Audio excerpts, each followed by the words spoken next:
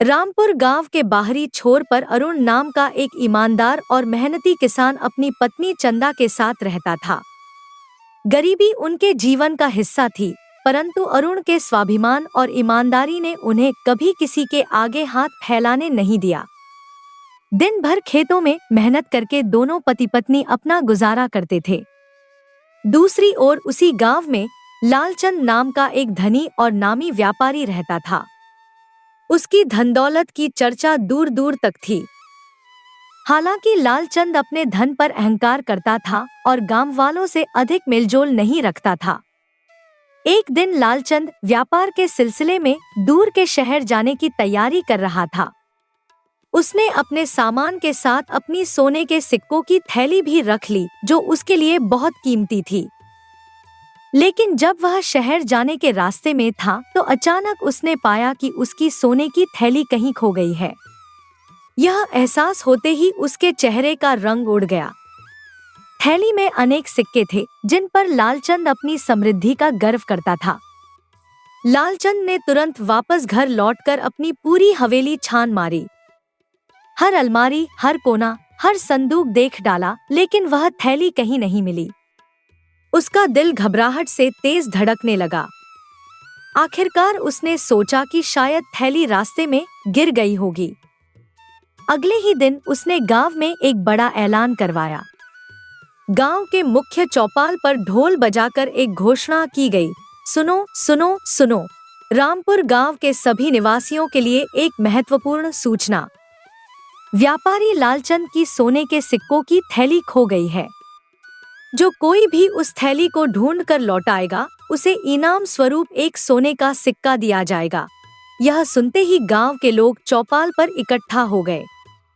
कुछ लोग आपस में खुसुर फुसुर करने लगे तो कुछ इस ऐलान को मजाक समझकर मुस्कुरा दिए। किसी ने कहा, यह व्यापारी गांव वालों को पागल समझता है क्या? अगर किसी को उसकी थैली मिल भी गई तो भला कौन लौटाएगा, और सिर्फ एक सिक्के के लिए भला कौन अपना समय बर्बाद करेगा? कुछ लोग हंसते हुए अपने अपने काम में लग गए, जबकि कुछ लोगों ने सोचा कि शायद लालचंद सच में परेशान होगा, किंतु किसी ने भी सिक्कों की थैली को ढूंढने में दिलचस्पी नहीं दिखाई। इधर अरुण के घर का माहौल हर दिन की तरह शांत था। चंदा के चेहरे पर चिंता की लकीरें साफ झलक रही थी। वह चूल्हे के पास बैठी रोटियां सेंक रही थी, लेकिन उसका मन बेचैन था। आखिरकार उसने अरुण से अपने मन की बात कह ही दी, अरुण, मुझसे अब आपका दुख देखा नहीं जाता। पूरे दिन दूसरों के खेतों में मजदूरी करते हो और बदले में जो पैसे मिलते हैं उससे सही से एक दिन का भी गुजारा नहीं होता। आप सुबह से शाम तक मेहनत करते हो, लेकिन घर में ना ढंग का खाना बन पाता है, ना ही हमारे पास बचत के लिए कुछ रह जाता है। अरुण, जो खाट पर बैठकर बीज छांट रहा था, चंदा की बात सुनकर रुका और उसकी ओर देखा। उसने ठंडी सांस लेते हुए कहा, तुम बिल्कुल सही कहती हो चंदा। सारा दिन मेहनत करने के बाद भी जब पेट भरने के लिए सोच विचार करना पड़े तो मन में बहुत तकलीफ होती है। मैं आज से मजदूरी के पैसे बढ़ा दूंगा। आखिर हमारी मेहनत का भी तो कुछ मोल होना चाहिए। चंदा ने उसकी बात का समर्थन किया। हाँ, यह जरूरी है। मेहनत का सही दाम मांगना गलत नहीं है। अभी उनकी यह बातचीत चल ही रही थी कि दरवाजे पर दस्तक हुई। बाहर खड़ा था गांव का जमींदार। उसने अंदर आकर कहा, अरुण, मैं तुम्हारे पास एक काम लेकर आया हूँ। मेरे पास वाले गांव में 2 बीघा जमीन है जिसे जोतने की जरूरत है। मैं 2-3 दिनों के लिए बाहर जा रहा हूँ, तो चाहता हूँ कि जब तक मैं लौटूं तुम उस जमीन को तैयार कर दो। वापस आकर मैं तुम्हारी मजदूरी दे दूंगा। अरुण ने जमींदार की बात सुनी और जवाब दिया, जमींदार जी, मैं आपकी जमीन जरूर जोत दूंगा, लेकिन एक बात है, मेरे लिए एक दिन की मजदूरी के पैसे अब काफी नहीं है। मैंने आज से अपनी मजदूरी के दाम बढ़ा दिए हैं। अब से मैं एक दिन की मजदूरी के लिए 5 चांदी के सिक्के लिया करूंगा। यह सुनते ही जमींदार का चेहरा लाल हो गया। उसने चौंकते हुए कहा, क्या 2 चांदी के सिक्कों से सीधे 5 सिक्कों पर आ गए? यह तो सरासर लूट है। अगर तुम काम नहीं करना चाहते तो साफ साफ कह दो। तुम्हारे जैसे मजदूर तो एक सिक्के में भी काम करने के लिए तैयार रहते हैं। अरुण ने शांत लेकिन दृढ़ स्वर में कहा, जमींदार जी, यह लूट नहीं, मेरी मेहनत का सही दाम है। आप जानते हैं, दिन भर की कड़ी मेहनत के बाद भी हम जैसे मजदूरों के लिए पेट भरना मुश्किल हो जाता है। अगर मेरी मेहनत की कीमत आपको ज्यादा लगती है तो आप किसी और से काम करवा सकते हैं। जमींदार गुस्से से आग बबूला हो गया। उसने तंज कसते हुए कहा, अरे अब तुम्हारे जैसे गरीब भी अपने दाम तय करने लगे हैं। लगता है दुनिया बदल रही है। खैर, तुम्हारी शर्तें मैं नहीं मान सकता। मैं किसी और को यह काम दे दूंगा। तुम अपने घर बैठकर आराम करो। यह कहकर जमींदार गुस्से में पैर पटकते हुए वहां से चला गया। जमींदार के जाने के बाद अरुण कुछ देर खामोश बैठा रहा। उसकी आंखों में एक अजीब सी उदासी और गुस्सा था। तभी चंदा पास आकर बोली, देखा अरुण, 5 चांदी के सिक्कों का नाम सुनते ही जमींदार कैसे काली पीली आंखें दिखाने लगा। यही वजह है कि तुम हमेशा अपनी मजदूरी बढ़ाने से हिचकिचाते हो। लेकिन यह सही नहीं है। तुम बहुत मेहनत करते हो। ऐसा कौन सा मजदूर होगा जो 5 दिन का काम एक ही दिन में पूरा कर देता हो। इसी वजह से गांव के लोग अपने काम के लिए हमेशा तुम्हारे पास ही आते हैं। अरुण ने गहरी सांस ली और कहा, चंदा, यही तो परेशानी है। बहुत से मजदूर हैं जो एक चांदी के सिक्के में पूरे दिन काम करने के लिए तैयार हो जाते हैं। ऐसे में अगर मैं अपनी मजदूरी बढ़ाऊं तो लोग मुझसे काम करवाना ही बंद कर देंगे। लेकिन तुम भी सही कहती हो। मेहनत का सही दाम मांगना मेरा हक है। चंदा ने तब उसके माथे पर पड़े पसीने को पोंछते हुए कहा, सुनो, अगर 5 सिक्के किसी को ज्यादा लगते हैं तो कम से कम 4 सिक्के तो तुम्हें लेने ही चाहिए। 4 सिक्कों में हमारे घर का एक दिन का खर्चा आराम से चल जाएगा। तुम्हारी मेहनत इतनी सस्ती नहीं होनी चाहिए अरुण। अरुण ने थोड़ी देर सोचा और फिर सिर हिलाते हुए कहा, ठीक है चंदा, तुम्हारी बात सही है। आज से मैं अपनी एक दिन की मजदूरी के 4 चांदी के सिक्के लिया करूंगा। मुझे भी अब अपनी मेहनत की कद्र करनी होगी। चंदा ने मुस्कुराते हुए कहा, यही बात है, जब तुम्हारी मेहनत सबसे अच्छी है तो उसका दाम भी अच्छा होना चाहिए। अब जाओ, काम की तलाश करो। और हाँ, कुछ सामान भी लेते आना। घर में सब कुछ खत्म हो रहा है। अरुण ने खाट से उठते हुए कहा, ठीक है चंदा, मैं चलता हूँ। कोई काम मिल गया तो घर आते समय थोड़ा सामान भी ले आऊंगा। चंदा ने उसे जाते हुए देखा और सोचने लगी, मेरे अरुण जैसा ईमानदार और मेहनती इंसान शायद ही इस गांव में कोई और होगा। काश दुनिया उसकी मेहनत का सही मोल समझ पाती। अरुण अपने पुराने खुरदरे जूते पहनकर बाहर निकल गया। उसका सिर ऊंचा था और आंखों में नई उम्मीद झलक रही थी। वह जानता था कि यह सफर आसान नहीं होगा, लेकिन उसने तय कर लिया था कि अब अपनी मेहनत के साथ कोई समझौता नहीं करेगा। गांव की गलियों से गुजरते हुए वह सोच रहा था, शायद आज मेरा दिन बदले। शायद मुझे ऐसा कोई काम मिल जाए जिससे घर का चूल्हा अच्छे से जल सके। काफी देर तक चलता चलता अब वह जंगल के रास्ते पर आ गया था। जंगल का रास्ता शांत और सुनसान था। अरुण सिर झुकाए अपने ही ख्यालों में खोया चला जा रहा था। मन में कई सवाल थे। क्या उसे आज कोई काम मिलेगा? क्या 4 चांदी के सिक्कों की मजदूरी मांगना सही फैसला है? तभी उसकी नजर एक चमचमाती चीज पर पड़ी। उसने नजदीक जाकर देखा तो वह एक थैली थी। यह क्या है? उसने बड़बड़ाते हुए थैली को उठाया।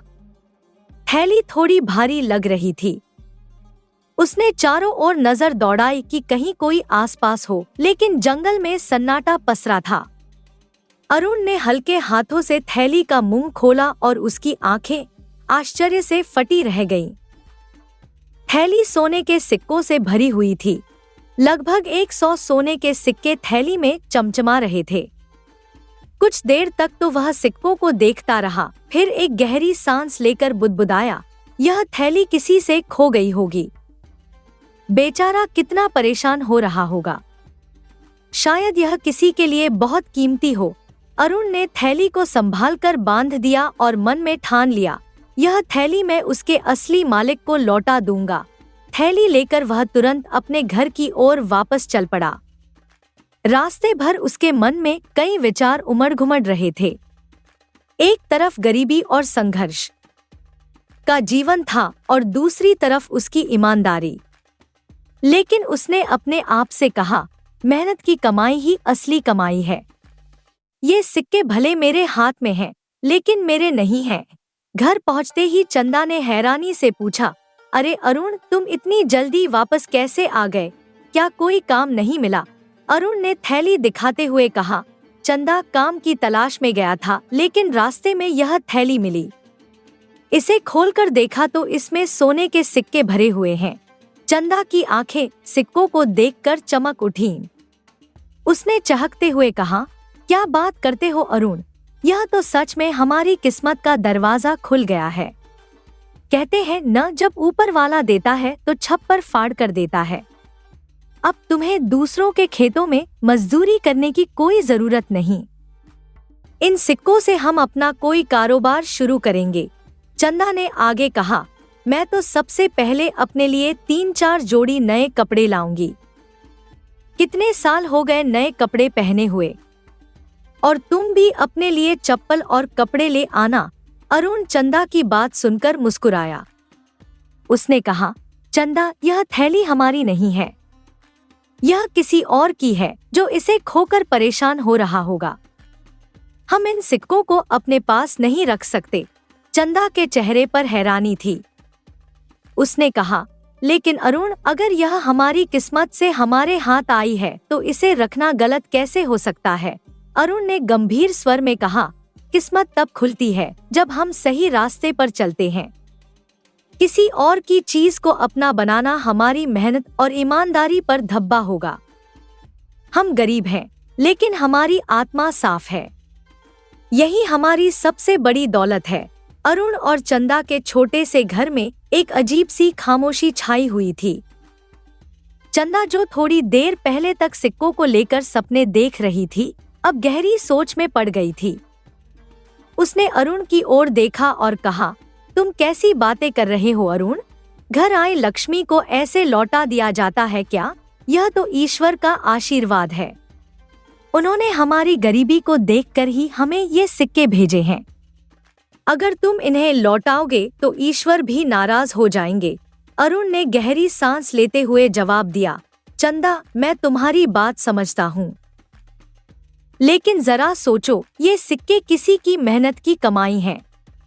उसने इन्हें कितनी मुश्किलों से कमाया होगा। यह हमारी दौलत नहीं है। हमें यह सोचने का भी हक नहीं कि ये सिक्के हमारे हैं। जिसके भी ये सिक्के हैं, वह इस वक्त कितनी परेशानी में होगा। मैं यह धन अपने पास नहीं रख सकता। चंदा ने थोड़ा झुंझलाते हुए कहा, तुम हमेशा ऐसी बातें क्यों करते हो? क्या तुम्हें अपनी हालत नहीं दिखती? सालों से हम दोनों दूसरों के खेतों में मजदूरी कर रहे हैं। कड़ी मेहनत के बाद भी हम सही से 2 वक्त का खाना नहीं खा पाते। अब जब ईश्वर ने हमारी सुनी है तो तुम इसे लौटा देने की बात कर रहे हो। अरुण ने उसकी आंखों में झांकते हुए शांत स्वर में कहा, चंदा, हम गरीब हैं, लेकिन हमारे पास हमारी ईमानदारी है। यही हमारी असली दौलत है। मैं जानता हूँ हमारी हालत बहुत खराब है, लेकिन किसी और का धन रखकर उसे और मुश्किल में डालना सही नहीं है।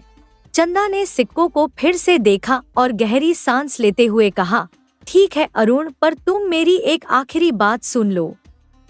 अगर 3 दिन के अंदर हमें यह पता चल जाए कि यह सिक्के किसके हैं, तो तुम इन्हें लौटाना। लेकिन अगर इन 3 दिनों में कोई इन्हें लेने नहीं आता तो मान लो कि ये ईश्वर ने हमें दिए हैं, फिर ये हमारे ही रहेंगे। अरुण ने कुछ देर तक सोचा और चंदा की बात मान ली। ठीक है चंदा, अगर 3 दिनों में कोई नहीं आता तो मैं मान लूंगा कि यह सिक्के हमारी किस्मत का हिस्सा है, लेकिन मैं पूरी कोशिश करूंगा कि इनके असली मालिक का पता लगा सकूं। चंदा ने थोड़ी राहत की सांस ली और कहा, देखो अरुण, कभी कभी ईश्वर खुद हमारी मदद करने के लिए कुछ रास्ते बनाते हैं। शायद यह भी उन्हीं का तरीका हो। अरुण ने थैली को अलमारी में रखते हुए कहा, जो भी हो चंदा, 3 दिन तक इंतजार करते हैं। लेकिन याद रखना, यह धन तभी हमारा होगा जब हमें यकीन हो जाए कि इसका कोई मालिक नहीं है। उधर लालचंद व्यापारी की परेशानी बढ़ती ही जा रही थी। उसने सोने के सिक्कों की थैली खोने के बाद पूरे गांव में घोषणा करवाई थी कि जो भी उसकी थैली लौटाएगा उसे 1 सोने का सिक्का इनाम में दिया जाएगा। लेकिन 2 दिन बीत गए और कोई भी व्यक्ति उसके पास थैली लेकर नहीं आया। लालचंद ने अपने एक नौकर को बुलाकर कहा, तुमने गांव में ठीक से सूचना नहीं दी थी क्या? मैंने कहा था कि थैली की तलाश करने वाले को 1 सोने का सिक्का इनाम मिलेगा। फिर अभी तक कोई गांव वाला क्यों नहीं आया? नौकर ने सिर झुकाकर कहा, मालिक, मैंने तो पूरे गांव में घोषणा कर दी थी। हर गली, हर नुक्कड़ पर जाकर मैंने यह बात सबको बताई, लेकिन लगता है किसी को थैली मिली ही नहीं। लालचंद ने गहरी सांस लेते हुए कहा, गांव के लोग इतने निठल्ले नहीं हैं। अगर किसी को थैली मिल गई होती तो वह इनाम के लिए जरूर आता। लगता है इनाम बहुत छोटा है। एक काम करो, इस बार गांव में फिर से घोषणा करो कि जो भी मेरी सोने की थैली लौटाएगा उसे 2 सोने के सिक्के इनाम में मिलेंगे। अब शायद लालच की वजह से ही कोई थैली लेकर आए। नौकर ने सिर हिलाया और फिर से गांव की गलियों में निकल गया। इस बार वह और भी जोर से अपनी आवाज बुलंद करते हुए बोला, सुनो सुनो सुनो, रामपुर गांव के लोगों, लालचंद व्यापारी की बात ध्यान से सुनो। लालचंद की सोने के सिक्कों की थैली कहीं खो गई है। जो भी उस थैली को खोजकर व्यापारी को वापस करेगा उसे 1 नहीं बल्कि 2 सोने के सिक्के इनाम में दिए जाएंगे। 2 सोने के सिक्के। गांव भर में यह घोषणा तेजी से फैल गई। हर कोई इस बात पर चर्चा कर रहा था। कुछ लोग हंसते हुए कहने लगे, यह लालचंद तो हमें पागल समझता है। हमें क्या पड़ी है उसकी थैली खोजने की। कुछ ने सोचा, 2 सोने के सिक्के भी कम हैं। कौन अपना समय बर्बाद करे। लेकिन इस बार यह खबर अरुण के कानों तक पहुंच गई। जब उसने सुना कि थैली लालचंद व्यापारी की है और जो भी उसे लौटाएगा उसे इनाम के तौर पर 2 सोने के सिक्के मिलेंगे, तो वह ठिठक गया। उसने थैली की ओर देखा और मन में सोचा, तो ये सिक्के लालचंद के हैं। अब मुझे यह थैली उसे लौटा देनी चाहिए। अरुण ने घर आकर चंदा को बताया, चंदा, पता चला है कि यह सोने के सिक्कों की थैली लालचंद की है। उसने पूरे गांव में घोषणा करवाई है कि जो भी यह थैली लौटाएगा उसे इनाम में 2 सोने के सिक्के मिलेंगे। चंदा अब तक इस थैली को ईश्वर का आशीर्वाद मानकर खुश थी। यह सुनते ही भड़क उठी। उसने गुस्से में कहा, क्या यह थैली उस लालची और बदमाश लालचंद की है? वह तो 1 नंबर का धोखेबाज है। उसका तो काम ही लोगों को ठगना है। वह हमेशा गरीबों को लूटकर अपना खजाना भरता है।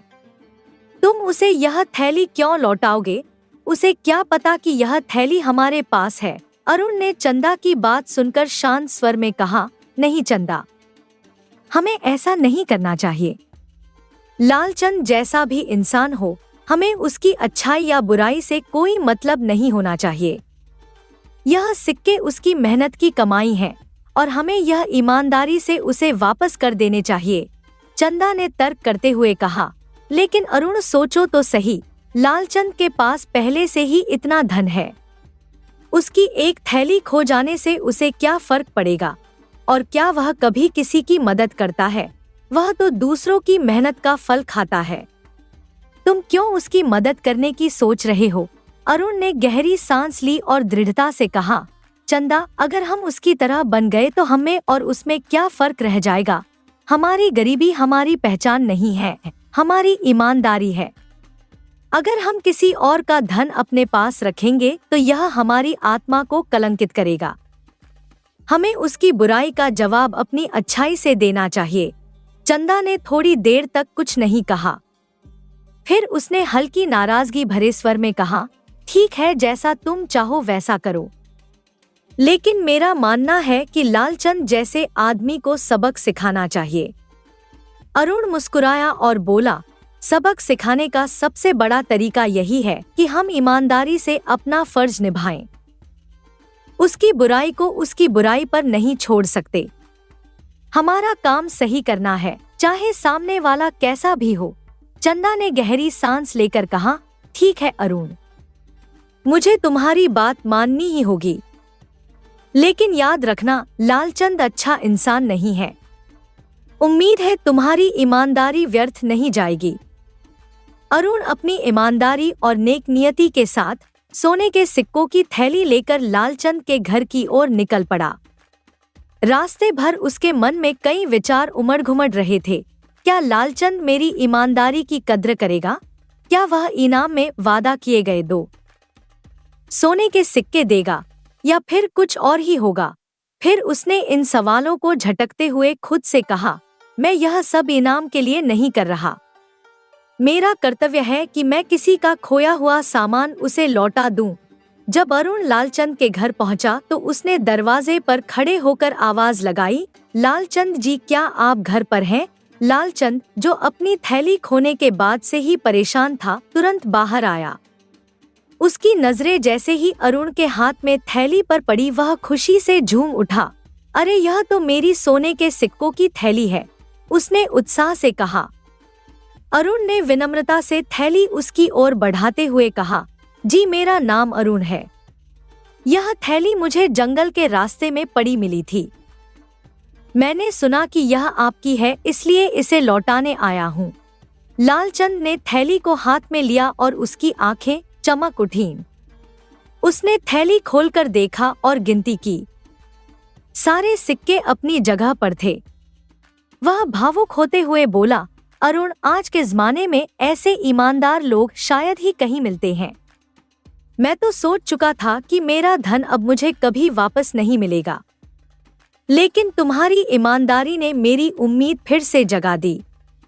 मैं तुम्हारा बहुत आभारी हूँ। लेकिन लालचंद की खुशी ज्यादा देर तक टिक नहीं पाई। जैसे ही उसे इनाम देने का अपना वादा याद आया, उसका दिल धड़कने लगा। 2 सोने के सिक्के देना, ये तो मेरे लिए नुकसान जैसा होगा, उसने मन ही मन सोचा।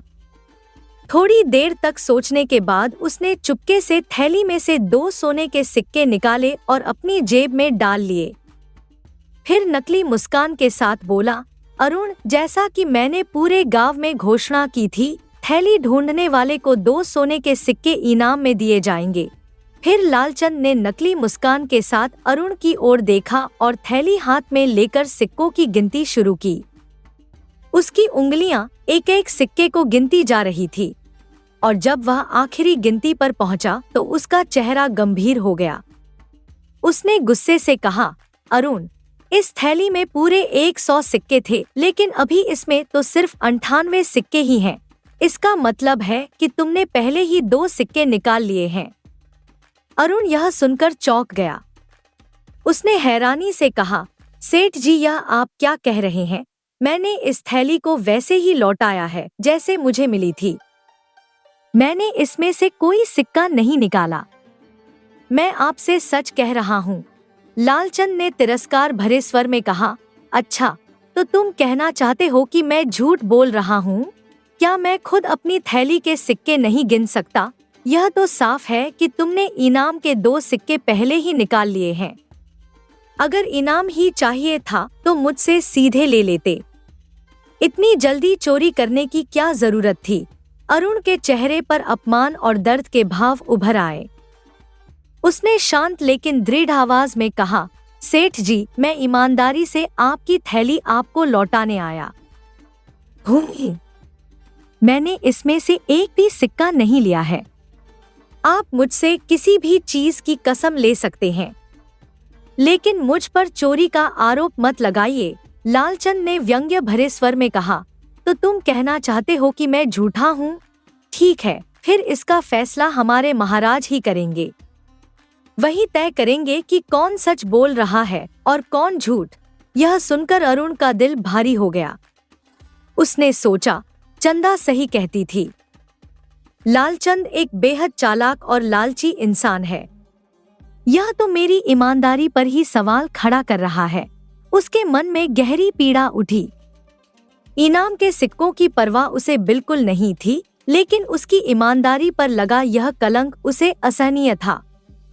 उसने कभी सोचा भी नहीं था कि सच्चाई और ईमानदारी की राह पर चलते हुए उसे इस तरह का अपमान सहना पड़ेगा। लालचंद ने एक हुक्म देते हुए कहा, तुम अभी मेरे साथ महाराज के दरबार में चलो, वहां सब साफ हो जाएगा। अरुण चुपचाप सिर झुकाकर उसके पीछे चलने लगा। उसके कदम भारी थे और दिल में गुस्सा और दर्द का तूफान मचल रहा था। वह सोच रहा था, मेरी मेहनत और ईमानदारी का यही सिला मिला। मैंने सोचा था कि सच्चाई हमेशा जीतती है, लेकिन यहाँ तो उल्टा ही हो रहा है। कुछ ही देर में लालचंद और अरुण राजा के दरबार में पहुंचे। दरबार सजा हुआ था और गांव के कई लोग अपने अपने मामलों को सुलझाने के लिए जमा थे। राजा, जो अपनी न्यायप्रियता के लिए प्रसिद्ध थे, सिंहासन पर बैठे थे और एक एक करके सभी के मामलों की सुनवाई कर अपना फैसला सुना रहे थे। उनके चेहरे पर गंभीरता थी और उनकी आंखें दोनों पक्षों की सच्चाई को परखने के लिए तैयार थी। कुछ ही देर बाद लालचंद और अरुण की बारी आई। लालचंद ने हाथ जोड़कर राजा को प्रणाम किया और कहा, महाराज, मैं आपके सामने एक बड़ी समस्या लेकर आया हूँ। मैं व्यापार का सामान खरीदने के लिए जा रहा था, तभी मेरी जेब से मेरे 100 सोने के सिक्कों की थैली कहीं गिर गई। मैंने पूरे गांव में घोषणा करवाई कि जो भी मेरी थैली वापस करेगा, उसे मैं इनाम में 2 सोने के सिक्के दूंगा। कुछ दिनों बाद अरुण नाम का यह आदमी मेरी थैली लेकर मेरे पास आया। मुझे खुशी हुई कि मेरी थैली मिल गई, लेकिन जब मैंने सिक्कों की गिनती की तो उसमें 2 सिक्के कम थे। इसका मतलब साफ है कि इसने इनाम के सिक्के पहले ही निकाल लिए। यह सुनकर राजा ने गंभीर स्वर में पूछा, अरुण, क्या यह बात सच है? क्या तुमने थैली में से सिक्के निकाले? अरुण ने राजा के सामने हाथ जोड़ते हुए कहा, महाराज, मैं गरीब जरूर हूँ, लेकिन मेरी ईमानदारी पर कभी कोई सवाल नहीं उठा सकता। जब मुझे जंगल में यह थैली मिली तो मैंने इसे छुआ तक नहीं। मुझे नहीं पता था कि इसमें कितने सिक्के हैं। मेरा इरादा बस यह था कि थैली उसके मालिक तक पहुंच जाए। अगर मुझे लालच होता तो मैं थैली लौटाने आता ही क्यों? मेरी ईमानदारी पर शक करना मेरी आत्मा पर चोट करने जैसा है। मैं आपको विश्वास दिलाता हूँ कि मैंने इस थैली से एक भी सिक्का नहीं लिया। राजा ने दोनों की बातें ध्यान से सुनी। उन्होंने देखा कि अरुण के शब्दों में सच्चाई और विनम्रता झलक रही थी, जबकि लालचंद के चेहरे पर हल्का सा असमंजस और लालच नजर आ रहा था। राजा ने कुछ देर सोचा और बोले, लालचंद, क्या तुम्हें पूरा यकीन है कि तुम्हारी थैली में 100 ही सिक्के थे? लालचंद ने तुरंत जवाब दिया, हाँ महाराज, मैंने खुद गिनकर उसमें 100 सिक्के रखे थे। इसमें कोई शक नहीं है। राजा ने थोड़ा मुस्कुराते हुए कहा, तो इसका मतलब है कि तुमने अपनी थैली लौटाने वाले पर चोरी का आरोप लगाया है। राजा एक अत्यंत समझदार और न्यायप्रिय व्यक्ति था।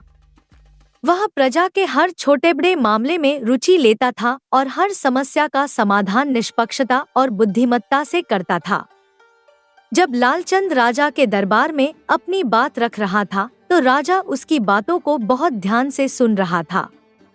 लालचंद ने अपनी ओर से बड़ी ही प्रभावी कहानी सुनाई थी, लेकिन उसकी आंखों और शब्दों में राजा को सच्चाई कम और चालाकी अधिक दिखाई दी थी।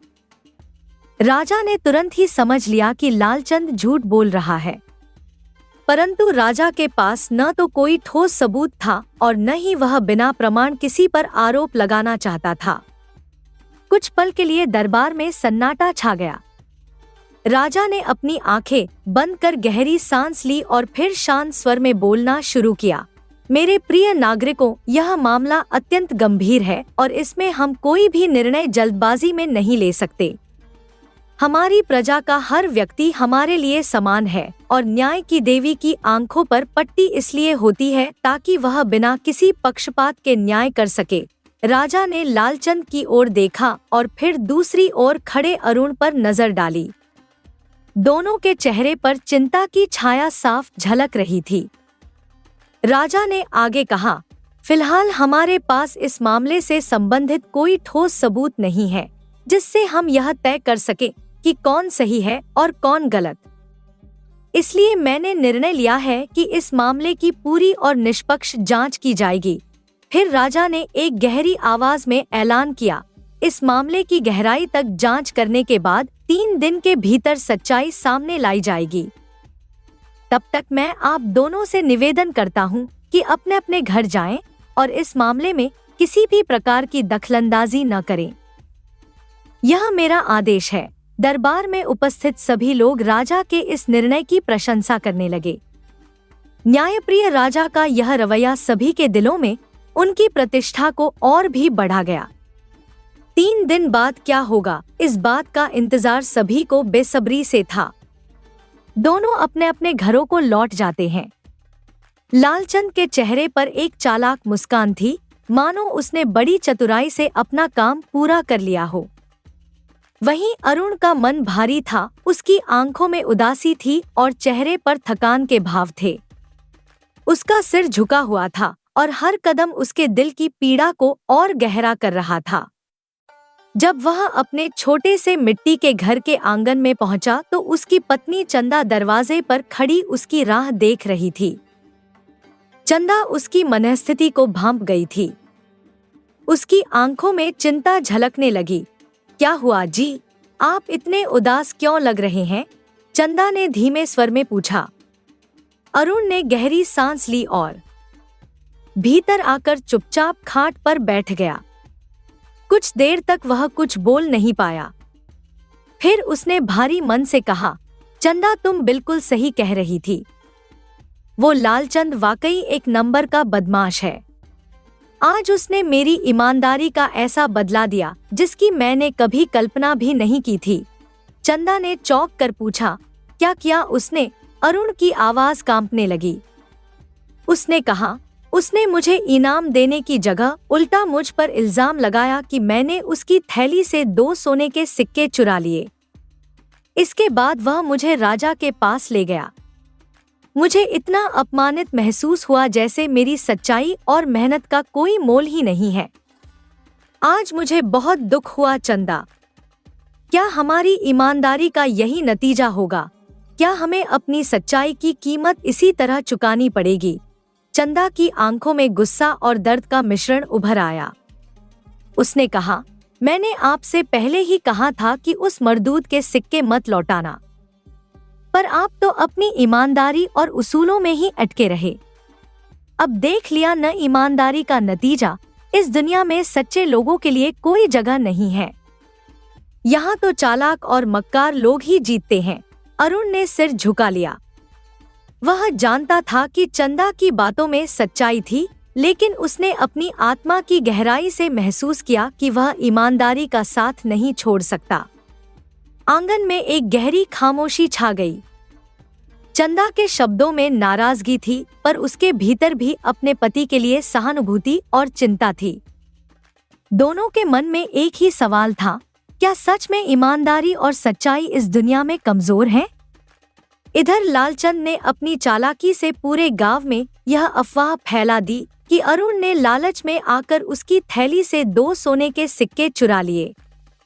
वह हर गली, हर चौपाल पर अपनी झूठी कहानी सुनाने लगा ताकि लोगों का भरोसा अरुण से उठ जाए। लेकिन लालचंद यह नहीं जानता था कि इस गांव के लोग अरुण को दिल से जानते और सम्मान करते हैं। अरुण की ईमानदारी के किस्से पूरे गांव में मशहूर थे, इसलिए लालचंद की झूठी बातें किसी के भी दिल को नहीं छू सकी। उल्टा लोग मन ही मन लालचंद की इस हरकत से और भी खफा हो गए। गांव के लोग जानते थे कि लालचंद कोई नया खेल नहीं खेल रहा था। वह पहले भी कई लोगों को धोखा दे चुका था। उसकी छवि एक मक्कार और स्वार्थी इंसान की बन चुकी थी। तभी एक दिन गांव के दो लोग रघु और नरेश अरुण के घर आए। अरुण उन्हें देखकर खाट से उठ बैठा। उसकी आंखों में थकान और दिल में दर्द साफ झलक रहा था। नरेश ने गहरी आवाज में कहा, अरुण भाई, तुम्हारे साथ जो हुआ वो सुनकर बहुत दुख हुआ। तुम जैसे ईमानदार इंसान के साथ ऐसा अन्याय हुआ, यह देखकर हमारा दिल दुख से भर गया। लेकिन भाई, एक बात कहूँ, तुमने बहुत बड़ी गलती कर दी। तुम्हें लालचंद के सिक्के लौटाने ही नहीं चाहिए थे। रघु ने उसकी बात का समर्थन करते हुए कहा, यह सच है अरुण। मैं जानता हूँ कि तुमने उसे उसके सिक्के लौटाकर अपनी ईमानदारी निभाई। लेकिन लालचंद जैसे लोग ईमानदारी की कद्र नहीं करते। मैंने भी उसके यहाँ 10 दिन काम किया था। जब पैसे लेने का समय आया तो उसने मुझे ऐसे नजरअंदाज किया जैसे मैंने कोई काम ही न किया हो। उसने मुझसे कहा था, तुमने ऐसा क्या काम किया है जिसके मैं पैसे दूं, और फिर एक भी पैसा नहीं दिया। वह दिन याद करता हूँ तो खून खौल जाता है। मन करता है उस जालिम का सिर फोड़ दूं। लेकिन मैं मजबूर हूँ अरुण। गरीब आदमी की कौन सुनता है। अरुण उनकी बातों को ध्यान से सुन रहा था। उसने धीरे से कहा, भाई मैं क्या करूं? मैंने तो सिर्फ वही किया जो मुझे सही लगा। मैंने कोई सिक्के नहीं निकाले। लेकिन मैं ये कैसे साबित करूं? महाराज को कैसे बताऊं कि मैं बेकसूर हूं? हर तरफ से जैसे मेरी उम्मीद टूटती जा रही है। रघु ने सांत्वना दी, अरुण तुम चिंता मत करो। महाराज बहुत न्यायप्रिय हैं। वे कभी किसी निर्दोष को सजा नहीं देते। मुझे यकीन है कि सच्चाई जरूर सामने आएगी। ईश्वर ने चाहा तो लालचंद को उसके किए की सजा जरूर मिलेगी। तीनों की बातें खत्म होते होते शाम हो चुकी थी। आसमान पर हल्के बादल थे और ठंडी हवा बह रही थी। लेकिन अरुण के दिल में बेचैनी और डर के बादल छाए हुए थे। उसने 3 दिन तक बस एक ही प्रार्थना की कि सच सामने आए और उसका दामन फिर से साफ हो। इसी तरह 3 दिन बीत गए। अरुण की रातें बेचैनी में कटी और दिन उम्मीद और निराशा के बीच झूलते रहे। अब समय आ गया था जब महाराज ने दोनों पक्षों को अपने दरबार में बुलाने का फैसला किया। गांव वालों के मन में भी उत्सुकता थी कि आखिर न्याय के इस संघर्ष का अंत क्या होगा। तीसरे दिन का सूरज जैसे ही उगा, पूरे गांव में यह खबर फैल गई कि राजा ने लालचंद और अरुण को दरबार में बुलाया है। सभी की उत्सुकता चरम पर थी। लोग अनुमान लगा रहे थे कि राजा क्या फैसला सुनाएंगे। लालचंद के भीतर एक अजीब सा डर था, लेकिन वह अपनी चालाकी पर भरोसा करते हुए दरबार में पहुंचा। उधर अरुण का दिल तेज धड़क रहा था। वह उम्मीद और घबराहट के बीच झूल रहा था। दरबार में दोनों के पहुंचने के बाद राजा ने अपना आसन ग्रहण किया। उनकी आंखों में वही सटीकता और दृढ़ता थी जिसके लिए वह प्रसिद्ध थे। पूरे दरबार में सन्नाटा छाया हुआ था। राजा ने गंभीर स्वर में कहा, लालचंद और अरुण, आज मैं इस मामले का निपटारा करूंगा। राजा ने लालचंद की ओर देखा और बोले, लालचंद, तुमने कहा था कि तुम्हारी थैली में 100 सोने के सिक्के थे और वह थैली खो गई थी। लेकिन जब अरुण को एक थैली मिली तो उसमें केवल 98 सोने के सिक्के थे। अब तुम मुझे यह बताओ, तुम्हारी 100 सिक्कों की थैली 98 सिक्कों की थैली कैसे बन गई? लालचंद का चेहरा अचानक सफेद पड़ गया। उसकी चालाकी और झूठ का पर्दाफाश हो चुका था। वह कुछ बोलने की कोशिश करता, लेकिन शब्द जैसे गले में अटक गए। राजा ने उसकी घबराहट को नजरअंदाज करते हुए कहा, लालचंद, तुम अपने घर वापस जाओ और अपनी 100 सिक्कों वाली थैली का इंतजार करो। अगर वह नहीं मिलती तो उसे तलाश करवाओ। लेकिन यह 98 सिक्कों वाली थैली तुम्हारी नहीं हो सकती। इसके बाद राजा ने अरुण की ओर देखा। उनकी आंखों में दया और विश्वास झलक रहा था। उन्होंने कहा, अरुण, तुम्हें यह थैली मिली है और इसे लौटाना तुम्हारी ईमानदारी को दिखाता है। इसलिए अब यह थैली तुम्हारे पास रहेगी। अगर 1 महीने के भीतर इसका असली मालिक इसे लेने नहीं आता है तो यह पूरी तरह से तुम्हारी हो जाएगी। तुम इसे जैसे चाहो वैसे इस्तेमाल कर सकते हो, चाहे कारोबार शुरू करो या अपनी जरूरतें पूरी करो। राजा का यह फैसला सुनते ही दरबार में सराहना के स्वर गूंजने लगे। लोग राजा की न्यायप्रियता और अरुण की ईमानदारी की प्रशंसा करने लगे। लेकिन लालचंद का चेहरा गुस्से और शर्म से तमतमा गया। वह मन ही मन राजा को कोसने लगा, कैसे इस राजा ने मेरी चालाकी को नाकाम कर दिया। लेकिन उसे यह भी डर था कि यदि उसने ज्यादा विरोध किया तो उसकी सच्चाई और खुल जाएगी और उसे गिरफ्तार कर लिया जाएगा। लालचंद के पास कोई विकल्प नहीं था। वह चुपचाप गुस्से में बुदबुदाते हुए दरबार से बाहर निकल गया। गांव के लोग उसे देख रहे थे लेकिन किसी ने कुछ नहीं कहा। अरुण ने राजा को हाथ जोड़कर धन्यवाद दिया। उसकी आंखों में राहत और कृतज्ञता थी। उसने महसूस किया कि सच्चाई और ईमानदारी का रास्ता मुश्किल जरूर है, लेकिन अंत में जीत उन्हीं की होती है। दरबार की कार्यवाही समाप्त होने के बाद राजा ने अरुण को अपने पास बुलाया। अरुण ने राजा के सामने सिर झुकाकर धन्यवाद किया। राजा ने उसे बैठने का इशारा करते हुए शांत और गंभीर स्वर में कहा, अरुण, मुझे पहली ही नजर में समझ आ गया था कि लालचंद झूठ बोल रहा है। उसकी बातें उसके चेहरे की सच्चाई से मेल नहीं खा रही थी। मुझे पता था कि यह सिक्के वास्तव में उसी के हैं, लेकिन एक स्वार्थी और मक्कार इंसान को उसके ही जाल में फंसाना जरूरी था। लालचंद को यह सबक सिखाने के लिए यही सही रास्ता था। और तुम यह भी याद रखना अरुण कि ईमानदारी से बड़ा कोई धन नहीं होता। एक ईमानदार आदमी वास्तव में सबसे अमीर होता है, भले ही वह गरीब ही क्यों न हो। राजा की बातें सुनकर अरुण की आंखों में कृतज्ञता के आंसू आ गए। उसने हाथ जोड़कर कहा, महाराज, मैं आपका दिल से शुक्रिया अदा करता हूँ। आपने आज एक गरीब मजदूर की इज्जत और सम्मान की रक्षा की है। आपकी दया और न्यायप्रियता का कोई मोल नहीं है। आपने न केवल मुझे न्याय दिलाया बल्कि पूरे समाज को यह सिखाया कि सच्ची महानता और ईमानदारी किसी व्यक्ति के पद या दौलत में नहीं बल्कि उसके कर्मों में छिपी होती है। मैं खुद को धन्य समझता हूँ कि मुझे आपके जैसे रहमदिल और न्यायप्रिय शासक का संरक्षण मिला है। ईश्वर से यही प्रार्थना है कि वह हमेशा आपकी रक्षा करे और आपको दीर्घायु बनाए। राजा ने मुस्कुराते हुए कहा, अरुण, तुम्हारी ईमानदारी ने तुम्हें यह सम्मान दिलाया है। यह तुम्हारे लिए मेरी ओर से एक छोटा सा पुरस्कार है। इसे अपनी मेहनत और अपने उसूलों के साथ आगे बढ़ने में इस्तेमाल करना। इसके बाद राजा ने अपने खजांची को बुलाया और उसे आदेश दिया कि अरुण को धन और उपहार देकर सम्मानित किया जाए।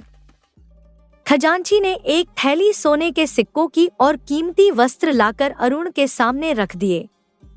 यह देखकर अरुण की आंखें चमक उठीं, लेकिन उसके लिए यह धन और वस्त्र नहीं बल्कि अपनी ईमानदारी और सच्चाई की जीत का प्रमाण था।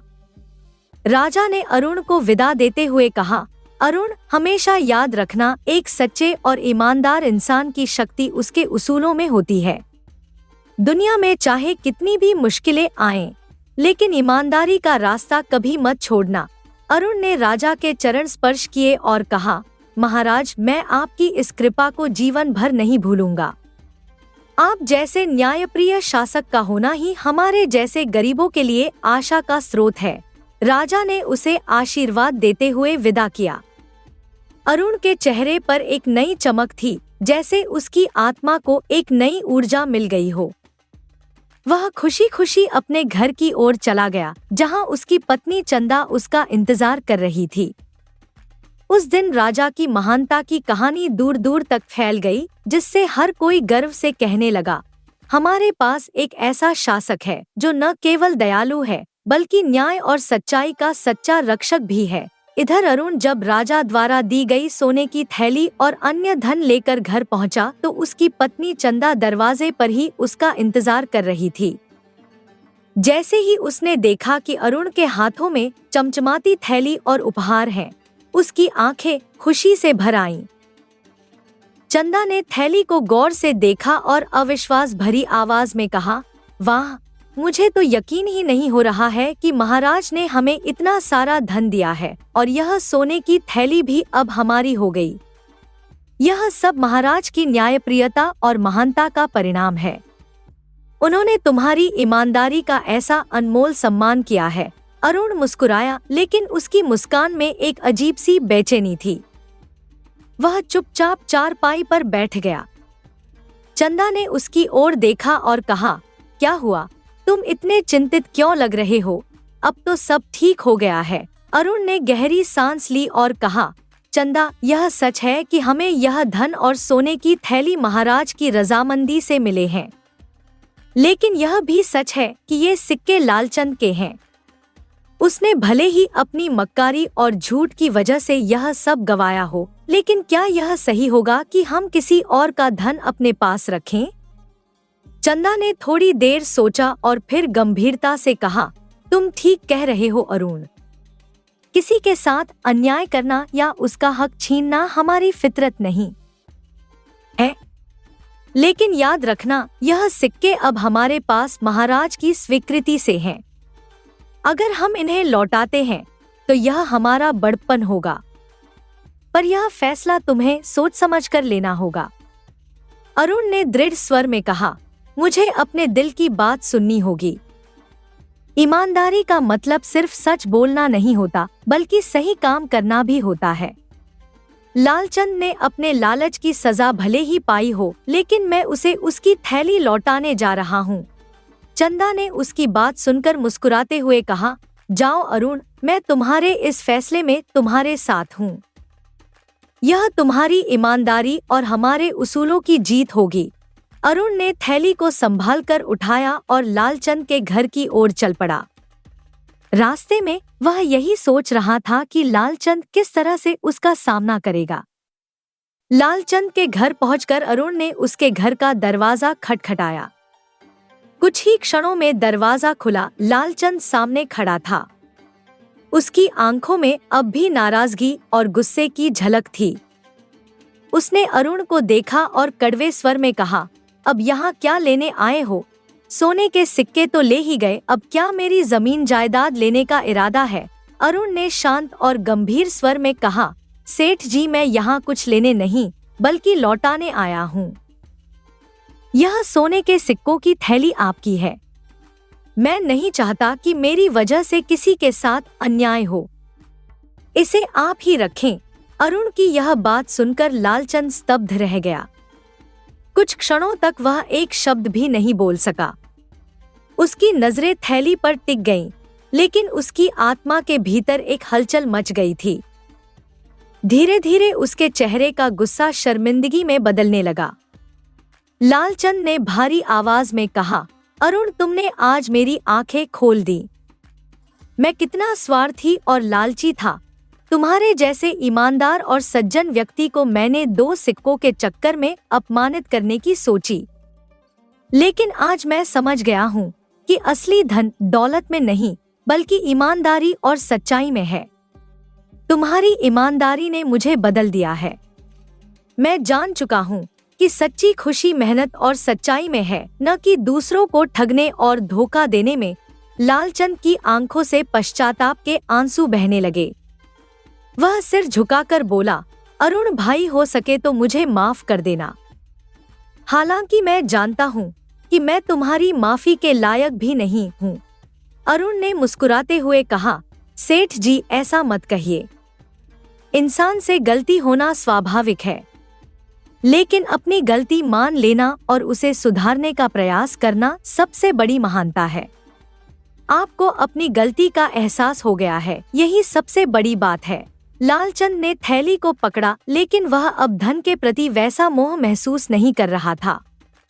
उसने गहरी सांस लेते हुए कहा, अरुण, मैं आज से कसम खाता हूँ कि कभी किसी के साथ धोखा, बेईमानी या अन्याय नहीं करूँगा। मैं अब एक ईमानदार इंसान बनकर रहूँगा। तुम्हारी सच्चाई और सादगी ने मुझे बदल दिया है। इसके बाद लालचंद ने अरुण को अपने घर के अंदर बुलाया और कहा, अरुण भाई, अगर तुम्हें कोई आपत्ति न हो तो मैं चाहता हूँ कि तुम मेरे साथ काम करो। मुझे तुम्हारी जैसी ईमानदारी और मेहनत की जरूरत है। मैं वादा करता हूँ कि तुम्हारे साथ हमेशा न्याय करूँगा। अरुण ने लालचंद की बात सुनी और उसकी आंखों में सच्चाई का भाव देखा। उसने सिर हिलाते हुए कहा, सेठ जी, मुझे खुशी होगी आपके साथ काम करने में। मैं आपके साथ अपनी पूरी मेहनत और ईमानदारी से काम करूँगा। इस तरह लालचंद का जीवन पूरी तरह बदल गया। वह अब एक ईमानदार और सच्चा व्यक्ति बन गया। उसने अपने बुरे कामों का प्रायश्चित करना शुरू किया और लोगों की मदद करने लगा। वहीं अरुण को भी एक स्थिर और सुखद जीवन जीने का मौका मिला। गांव में यह घटना एक मिसाल बन गई। लोग अब लालचंद की ईमानदारी और अरुण की सच्चाई की कहानी सुनाया करते थे। यह कहानी न केवल सच्चाई और ईमानदारी का संदेश देती थी, बल्कि यह भी सिखाती थी कि एक इंसान की अच्छाई दूसरों के जीवन को कैसे बदल सकती है। अगली कहानी। बहुत समय पहले की बात है। अवनी नगर में मधुसूदन नाम का एक प्रसिद्ध और ईमानदार व्यापारी रहता था। उसकी व्यवसाय में इतनी प्रतिष्ठा थी कि लोग उसकी गुणवत्ता और विश्वास को आदर के साथ याद करते थे। मधुसूदन का एक बेटा था सोहन, जो बचपन से ही अपने पिता के साथ व्यापार की बारीकियों को समझने और सीखने का प्रयास करता था। समय बीतता गया और मधुसूदन अब वृद्धावस्था की ओर बढ़ चले। उन्होंने अपने जीवन भर की मेहनत से सीखे सबक और अनुभव को बेटे के हाथों सौंपने का निश्चय किया। एक दिन जब मधुसूदन आराम कर रहे थे, उन्होंने सोहन को पास बुलाया। उनके चेहरे पर स्नेह और गंभीरता का अनूठा मिश्रण था। बेटा, मधुसूदन ने कहा, अब मैं बूढ़ा हो चुका हूँ। मेरी उम्र अब नौका चलाने और व्यापार संभालने की इजाजत नहीं देती। समय आ गया है कि अब यह जिम्मेदारी तुझे संभालनी होगी। सोहन ने पिता के चेहरे पर छलकते अनुभव और आत्मविश्वास को देखा और तुरंत आश्वासन दिया, पिताजी, आप बिल्कुल निश्चिंत रहें। अब से व्यापार की पूरी जिम्मेदारी मेरी है। आप बस आराम करें। मैं हर काम पूरी ईमानदारी और मेहनत से करूंगा। मधुसूदन ने हल्की मुस्कान के साथ कहा, याद रखना बेटा, हमारे पास 4 नौकाएं हैं। चारों में माल बराबर बांटकर भेजना। हमेशा गुणवत्ता का ध्यान रखना। व्यापार में सबसे बड़ी पूंजी हमारी साख है। औरों से कम दाम में बेचने से बिक्री बढ़ती है और मुनाफा भी उसी अनुपात में होता है। लेकिन गुणवत्ता में कभी समझौता मत करना। यदि तुमने ऐसा किया तो तुम भी उन व्यापारियों की तरह ही हमेशा के लिए पीछे रह जाओगे, जो सस्ते मुनाफे के पीछे अपनी प्रतिष्ठा खो बैठते हैं। सोहन ने सिर झुकाकर जवाब दिया, पिताजी, मैंने इतने सालों तक आपको व्यापार करते देखा है। आपके अनुभव मेरे लिए मार्गदर्शक हैं। मैं आपके सिद्धांतों का पालन करूंगा। मधुसूदन ने एक पल रुककर और भी गंभीरता से कहा, एक और बात बेटा, व्यापार के सिलसिले में कभी भी माया बाजार मत जाना। उस जगह से जितना दूर रहोगे उतना ही सुरक्षित रहोगे। इसे हमेशा याद रखना। सोहन ने दृढ़ निश्चय के साथ कहा, पिताजी, आपकी हर बात मेरे लिए आदेश है। मैं इन्हें हमेशा याद रखूंगा। अब मैं नौका में माल चढ़ाने जा रहा हूँ।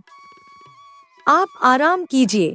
उस दिन से सोहन ने व्यापार की पूरी जिम्मेदारी संभाल ली। कुछ समय बीतने पर मधुसूदन की मृत्यु हो गई। मधुसूदन की मृत्यु के बाद सोहन ने पूरे व्यापार का जिम्मा संभाल लिया और अपने पिता की नसीहतों को ध्यान में रखकर व्यापार को सफलता की ऊंचाइयों तक पहुंचाया।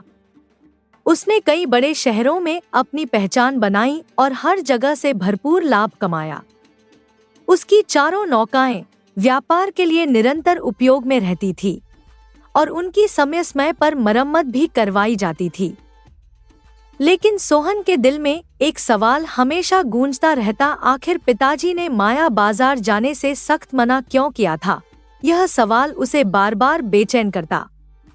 एक दिन वह अपने करीबी साथी कुमार के साथ इस विषय पर चर्चा करने लगा।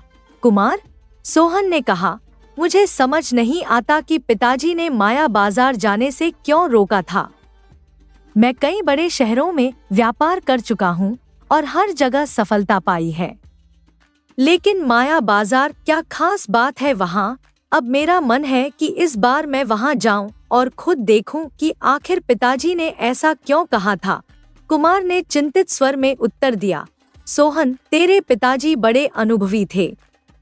अगर उन्होंने माया बाजार जाने से मना किया था तो जरूर कोई गंभीर कारण रहा होगा। उस जगह के बारे में बहुत कहानियां सुनी हैं। वहां के लोग और व्यापारी बेईमानी और धोखे के लिए बदनाम हैं।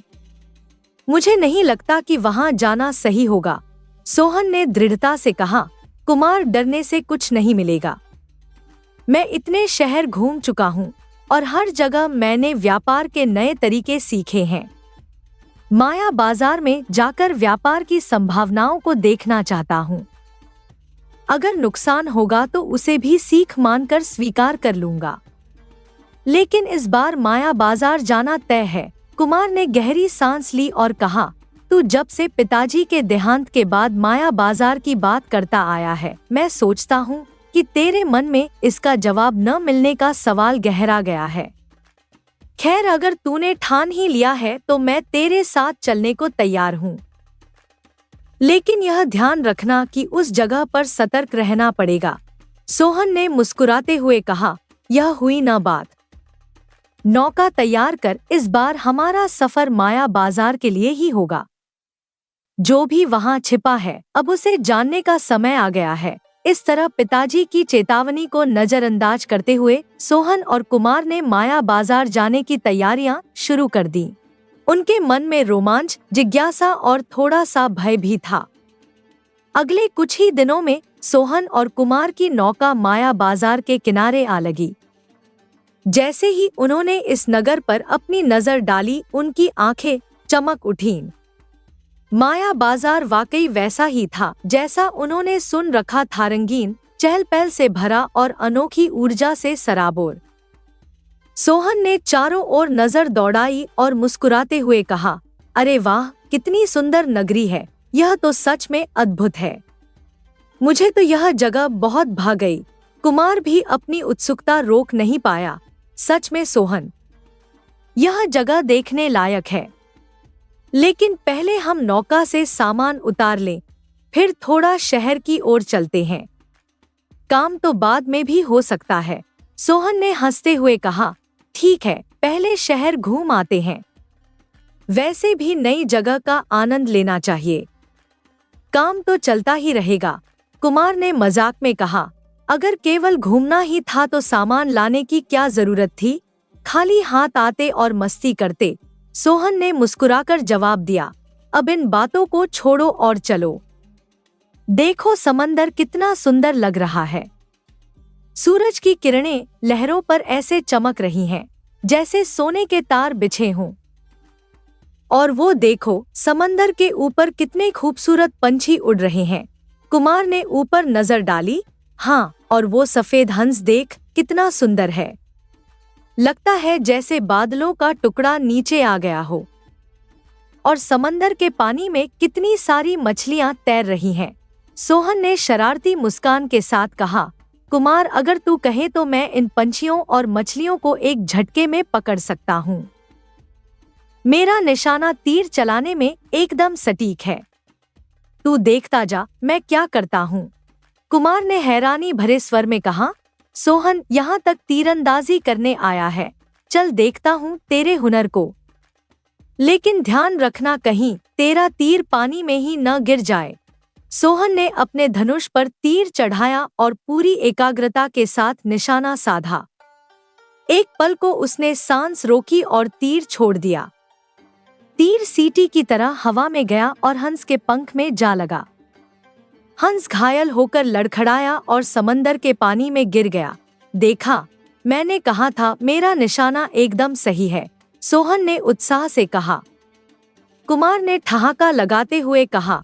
हाँ, लेकिन बेचारी चिड़िया, अब इसे कैसे बाहर लाओगे?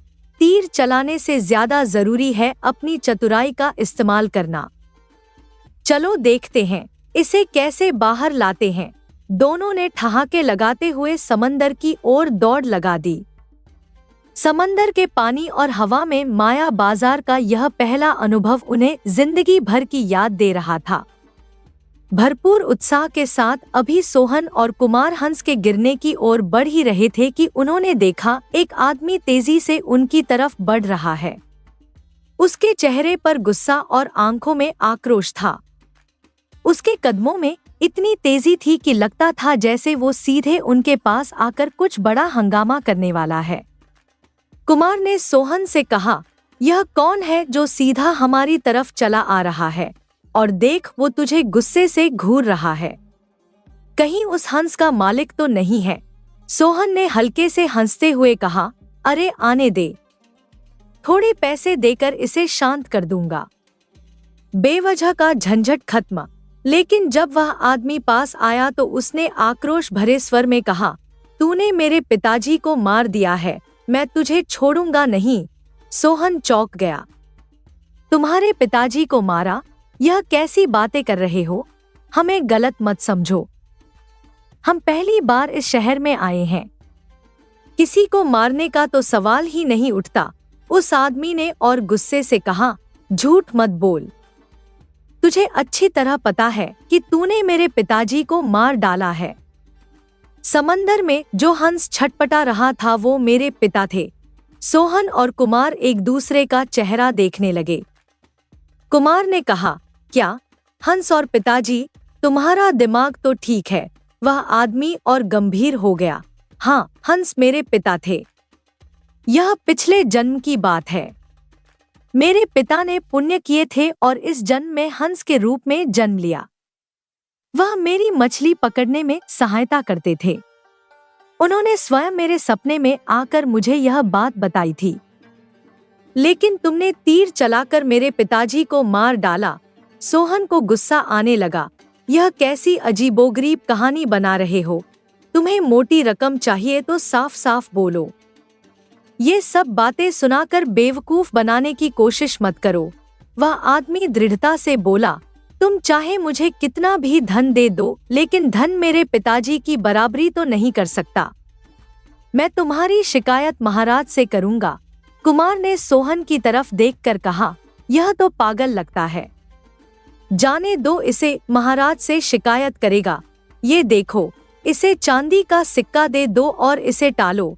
सोहन ने चांदी का सिक्का निकालते हुए कहा, ये लो और अपनी कहानी कहीं और सुनाना। हमारा वक्त बर्बाद मत करो। लेकिन वह आदमी चांदी के सिक्के को ठुकराते हुए बोला, तुम्हारे धन का लालच मुझे नहीं है। अब मैं महाराज के पास जाऊंगा, वही तुम्हें सजा देंगे। सोहन ने हंसते हुए कहा, जाओ महाराज के पास। मैं देखता हूँ तुम्हारी यह बेतुकी शिकायत कैसे स्वीकार करते हैं। हंस को मारने की बात पर भला कौन यकीन करेगा? वह आदमी गुस्से से भरा हुआ वापस लौट गया, लेकिन सोहन और कुमार को उसके इरादों पर अब भी हंसी आ रही थी। उन्हें यकीन था कि यह मामला यहीं खत्म हो जाएगा। सोहन और कुमार शहर में दाखिल होते ही अजीबोगरीब घटनाओं का सामना करने लगे थे। पहले समंदर किनारे उस आदमी ने उन पर हंस को मारने का इल्जाम लगाया और अब शहर की गलियों में एक नया तमाशा इंतजार कर रहा था। जैसे ही वे मुख्य बाजार की ओर बढ़े, एक अजनबी तेजी से उनकी तरफ आया। उसकी आंखों में चमक और चेहरे पर बड़ी उम्मीद थी। वह पास आते ही बोला, बाबू आखिर आ ही गए, बरसों लगा दिए आने में। तुम्हारे पिताजी कैसे हैं? सोहन उसकी बात पर चौंक गया। उसने थोड़ा गंभीर होकर जवाब दिया, मेरे पिता को गुजरे हुए 1 साल से ज्यादा हो गया है। अजनबी ने दुख भरे स्वर में कहा, क्या? वो चल बसे, भले आदमी थे। हमेशा सही समय पर पैसे देकर जरूरतमंदों की मदद करते थे। सोहन ने हैरानी से पूछा, यह तो ठीक है, लेकिन आप मुझे कैसे जानते हैं? मैंने आपको कभी नहीं देखा और सच कहूँ तो मैं आपको पहचान भी नहीं पा रहा। उस अजनबी ने कुटिल मुस्कान के साथ कहा, अगर नहीं जानते तो जानकर भी क्या कर लोगे? तुम्हारे पिताजी ने मेरे पास एक कान गिरवी रखा था और बदले में मुझे 5 चांदी की मोहरें दी थी। जो ब्याज समेत अब 10 चांदी की मोहरें हो गई हैं। सोहन ने यह सुनते ही हैरानी से कहा, कान, तुम क्या बकवास कर रहे हो? कोई भला आदमी कान गिरवी रखता है? यह मजाक है या कोई चाल? अजनबी ने गंभीरता से कहा, यह मजाक नहीं है। तुम्हें क्या तुम्हारे पिताजी ने नहीं बताया? वो यहाँ के प्रसिद्ध साहूकार थे। अक्सर इसी राज्य में कान गिरवी रखकर लोगों को कर्ज देते थे। सोहन ने झुंझलाते हुए कहा, मुझे मेरे पिताजी ने ऐसी किसी अजीब प्रथा के बारे में कुछ नहीं बताया। उस अजनबी ने जेब से चांदी की 10 मोहरें निकालकर सोहन की ओर बढ़ाते हुए कहा, ठीक है, अब मैं तुम्हें 10 चांदी की मोहरें लौटा रहा हूँ। मुझे मेरा कान वापस कर दो, वरना मैं महाराज से तुम्हारी शिकायत कर दूंगा। बोलो, मेरा कान लौटा रहे हो या नहीं? सोहन ने गुस्से में खींचकर कहा, तुम्हारा कान? कोई कान वापसी नहीं होगी, और अगर ज्यादा जोर दिया तो मैं तुम्हारा दूसरा कान भी काट लूंगा। समझ गए? अब जाओ यहाँ से। सोहन ने उसकी चेतावनी को अनदेखा करते हुए कहा, जाओ महाराज के पास, देखता हूँ वहाँ क्या होता है। लेकिन कान वापस नहीं मिलेगा। अजनबी जाते जाते बोला, ठीक है, मैं तुम्हारी महाराज से शिकायत कर दूंगा। सोहन गुस्से और असमंजस के बीच खड़ा रहा। कुमार ने उसे शांत करते हुए कहा, सोहन, यह जगह और इसके लोग सच में अजीब हैं। पहले हंस और अब कान। लगता है इस शहर में हमारी हर परीक्षा ली जाएगी। सोहन और कुमार माया बाजार की अजीबोगरीब घटनाओं से हैरान परेशान, अब थोड़ा चिंतित भी लगने लगे थे। पहले हंस को पिता बताने वाला आदमी और अब कान गिरवी रखने की अजीब कहानी, इन घटनाओं ने उनकी सोच को उलझा दिया था। चलते चलते सोहन ने गहरी सांस लेते हुए कहा, यार, इस जगह पर कितने अजीब लोग रहते हैं। एक आदमी हंस को अपना पिता बता रहा है तो दूसरा कह रहा है कि मेरे पिता ने कान गिरवी रखा था। मुझे सच में यहाँ कुछ गड़बड़ लग रही है। तुम्हें क्या लगता है कुमार? आखिर यहाँ हो क्या रहा है? कुमार ने सोहन की बात पर थोड़ा सोचते हुए कहा, मुझे तो ऐसा लगता है कि जिसने भी यह कान की कहानी सुनाई है वो शायद खुद ही पागल है। हो सकता है किसी ने उसके कान काट लिए हों और तभी से उसका दिमाग खराब हो गया हो। सच कहूँ, यह माया बाजार सच में नाम के मुताबिक ही है मायावी जगह। कौन जानता है यहाँ आगे हमें और कितने अजीब लोग और अजीब बातें सुनने को मिलेंगी। सोहन ने सिर हिलाते हुए कहा, तुम सही कह रहे हो कुमार, लेकिन मुझे अब यह जगह और इसके लोग अजीब से ज्यादा खतरनाक लगने लगे हैं। चलो यहाँ से निकलते हैं। देखो, रात भी हो गई है और मुझे भूख भी बहुत ज्यादा लग रही है। कुमार ने हंसते हुए कहा, भाई, अब तो भूख मुझे भी लगने लगी है। चलो किसी धर्मशाला की तलाश करते हैं, वहां जाकर खाना खाते हैं और आराम करते हैं। आज की थकावट और उलझने वाकई बहुत ज्यादा हो गई है। सोहन ने अपनी थकान भरी आवाज में कहा, सही कहा, मुझे भी अब बस एक जगह बैठकर आराम करना है। देखो, अगर पास में कोई धर्मशाला मिल जाए तो वहीं चलेंगे। लगता है इस अजीब जगह से बाहर निकलने का यह पहला कदम होगा। दोनों दोस्त अब धीमे कदमों से शहर की गलियों में आगे बढ़ने लगे, किसी धर्मशाला की तलाश में। रात की ठंडी हवा चल रही थी और माया बाजार की सड़कें चुपचाप अपनी कहानियां सुनाने के लिए तैयार थी। लेकिन सोहन और कुमार के मन में केवल एक ही ख्याल था, इस जगह की हर अजीब बात से जितनी जल्दी हो सके बाहर निकलने का रास्ता ढूंढना। धर्मशाला में प्रवेश करते ही सोहन और कुमार की थकान कुछ कम हुई। शांत वातावरण और जलते दीपकों की मध्यम रोशनी ने उनके मन को थोड़ा सुकून दिया। लेकिन जैसे ही वे अंदर पहुंचे, एक अधेड़ उम्र की महिला ने उन्हें देखकर जोर से पुकारा, अरे आ गया तू? कितने बरस हो गए तुझे देखे हुए? कितना बड़ा हो गया है तू? तेरे पिताजी कहाँ हैं बेटा? सोहन ठिठक गया। उसने हैरानी से उस महिला की ओर देखा और जवाब दिया, आप मुझे कैसे जानती हैं और पिताजी को कैसे पहचानती हैं? मैंने तो आपको पहले कभी नहीं देखा। वह महिला भावुक होकर बोली, कैसे नहीं जानूंगी, मैं तो तुम्हारे पिताजी की पत्नी हूँ। तेरे पिताजी यहाँ आए थे और उन्होंने मुझसे गंधर्व विवाह किया था। सोहन यह सुनकर स्तब्ध रह गया। गंधर्व विवाह? लेकिन उन्होंने मुझे इस बारे में कभी कुछ नहीं बताया। आप मजाक कर रही हैं, है ना? महिला ने गंभीरता से कहा। मजाक? तुम्हें सच नहीं पता तो इसमें मेरी गलती नहीं। तेरे पिताजी ने मुझे वचन दिया था कि वह मुझे 10,000 चांदी की मोहरें देंगे, लेकिन वह वचन आज तक पूरा नहीं हुआ। अब वह इस दुनिया में नहीं रहे तो उनकी जिम्मेदारी तुझ पर है। तुझे यह मोहरें देनी होंगी और वह भी अभी के अभी। सोहन ने गहरी सांस लेते हुए कहा, आप क्या कह रही हैं? यह सब सुनकर मैं स्तब्ध हूँ। मुझे नहीं पता कि पिताजी ने ऐसा कुछ किया है। कृपया मुझे जाने दीजिए, महिला ने कड़े स्वर में कहा।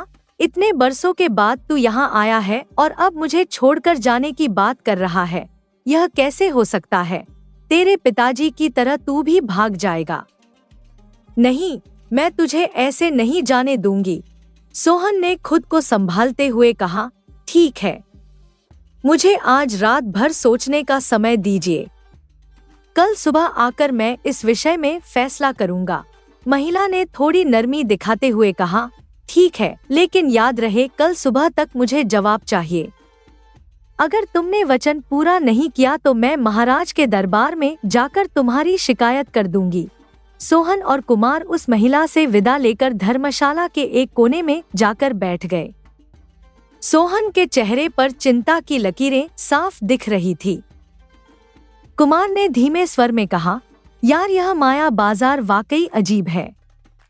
हर कदम पर कोई नई मुसीबत इंतजार कर रही है। अब यह नई कहानी कहाँ से आ गई? सोहन ने गहरी सांस लेकर कहा, मुझे भी कुछ समझ में नहीं आ रहा। हर जगह पिताजी की कोई नई बात सामने आ रही है जो मैंने कभी सोची भी नहीं थी। मुझे लगता है यह शहर हमारी परीक्षा ले रहा है। लेकिन अब रात हो गई है, चलो थोड़ा आराम कर लें। सुबह इस महिला से भी निपटना होगा। दोनों दोस्त भारी मन और थकी आंखों के साथ धर्मशाला के कोने में सोने की कोशिश करने लगे, लेकिन माया बाजार की यह रात उनके लिए एक और पहेली बन चुकी थी। उस रात धर्मशाला के शांत से कमरे में सोहन और कुमार लेटे हुए थे, लेकिन नींद दोनों से कोसों दूर थी। दोनों के दिमाग में बस एक ही सवाल घूम रहा था, आखिर यह सब हो क्या रहा है?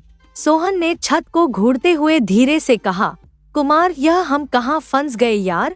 वो औरत जो कह रही थी, क्या वह सच हो सकता है? क्या पिताजी ने वाकई उससे गंधर्व विवाह किया होगा और उसे वह वचन दिया होगा?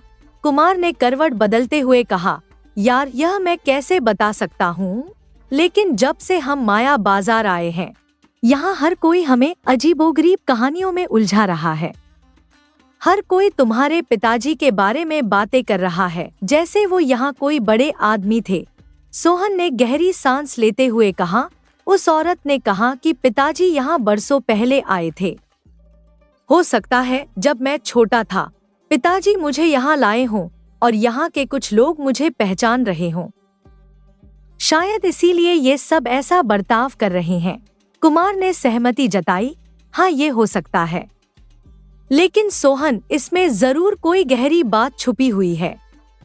यह महज संयोग नहीं हो सकता कि हर कोई तुम्हारे पिताजी का जिक्र कर रहा है।